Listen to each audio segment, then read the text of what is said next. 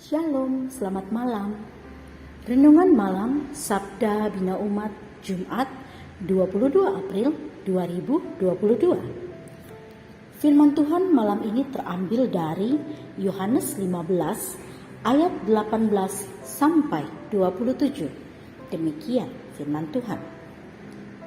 Jikalau dunia membenci kamu, ingatlah bahwa ia telah lebih dahulu membenci aku daripada kamu. Sekiranya kamu dari dunia, tentulah dunia mengasihi kamu sebagai miliknya. Tetapi karena kamu bukan dari dunia, melainkan aku telah memilih kamu dari dunia, sebab itulah dunia membenci kamu. Ingatlah apa yang telah kukatakan kepadamu. Seorang hamba tidaklah lebih tinggi daripada tuannya. Jikalau mereka telah menganiaya aku, mereka juga akan menganiaya kamu. Jikalau mereka telah menuruti firman-Ku, mereka juga akan menuruti perkataanmu. Tetapi semuanya itu akan mereka lakukan terhadap kamu karena namaku, sebab mereka tidak mengenal Dia yang telah mengutus aku. Sekiranya aku tidak datang dan tidak berkata-kata kepada mereka, mereka tentu tidak berdosa. Tetapi sekarang mereka tidak mempunyai dalih bagi dosa mereka. Barang siapa membenci aku, ia membenci juga Bapa-Ku. Sekiranya aku tidak melakukan pekerjaan di tengah-tengah mereka seperti yang tidak pernah dilakukan orang lain, mereka tentu tidak berdosa.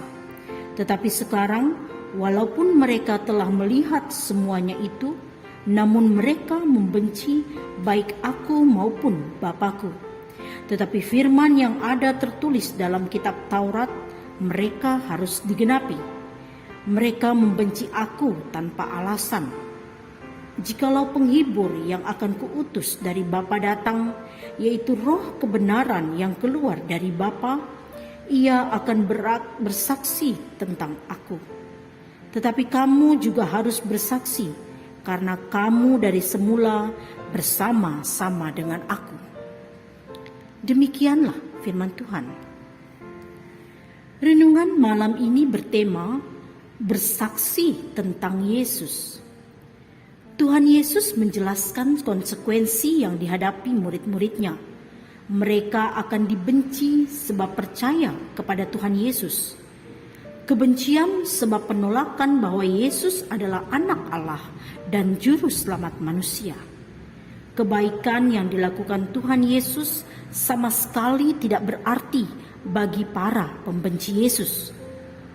Para murid karena imannya kepada Tuhan Yesus menghadapi bahaya nyata yang dapat mengganggu pekerjaan, karir, dan keberadaan mereka.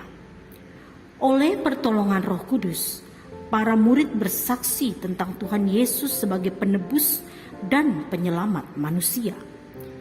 Tidak seorang pun akan merasa gembira kalau harus mengalami kebencian dari orang lain. Kebencian dapat saja disebabkan oleh perbedaan kepercayaan dan tidak dapat disangkal dapat berujung pada konflik horizontal yang berkepanjangan. Tuhan Yesus mengajarkan kita untuk tidak membalas kejahatan dengan kejahatan.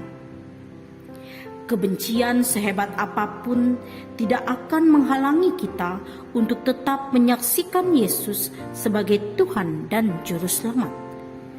Sikap yang dapat kita perlihatkan adalah dengan tetap mendoakan mereka yang membenci dan meminta Tuhan mengampuni perbuatan mereka.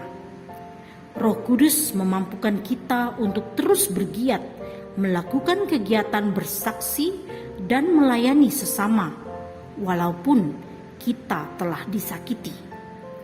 Roh Kudus menguatkan kita untuk tabah menghadapi penderitaan karena nama Tuhan Yesus. Roh Kudus pula yang memberikan hikmat untuk bersaksi dengan perkataan yang ramah dan lembut.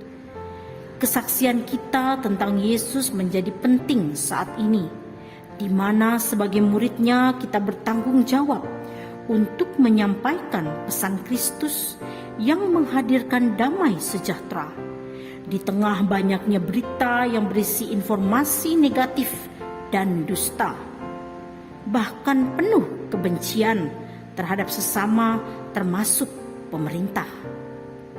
Mari sebarkan kasih Kristus dengan senantiasa bersikap bijaksana, mengendalikan diri dan tidak terpancing untuk memperbesar masalah.